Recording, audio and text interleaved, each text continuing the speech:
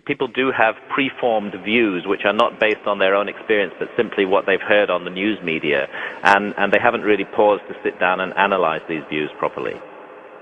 It's a sign of the madness and the criminal violence of our society that it dictates whether or not we may experience the healing effects of this plant. It is an extraordinary thing to call the consumption of marijuana a crime.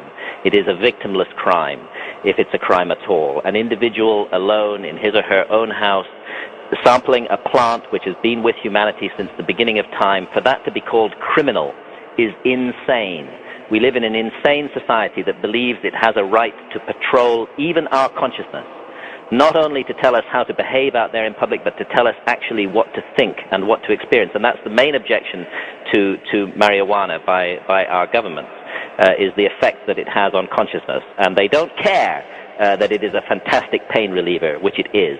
They don't care about its wonderful medical properties. They just want to stop anybody experiencing these effects on consciousness. And no wonder our society is in such a mess, where we imagine we live in a democracy and yet elect governments that actually have the nerve to tell us what we may and may not experience inside our own heads without doing any harm to others.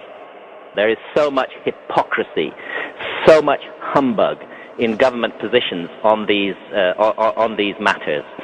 Governments know perfectly well that the rules that they have made, the misery that they inflict on people's lives, don't get rid of these problems. If we really want to solve the problem of drugs, we need to open up the whole issue to broad public discussion, and we have to accept and admit that certain plant products, such as these ancient hallucinogens that shamans use, are entirely beneficial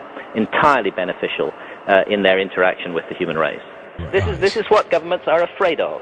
They are afraid of a citizenry that is fully conscious. They actually want us to be unconscious. They want us to simply focus on this alert, problem-solving, competitive mentality that makes us good consumers and good competitors in the business place. But they don't want us to explore the majestic and amazing depths of our consciousness, because then we just might start asking questions that would be very uncomfortable for the powers that be.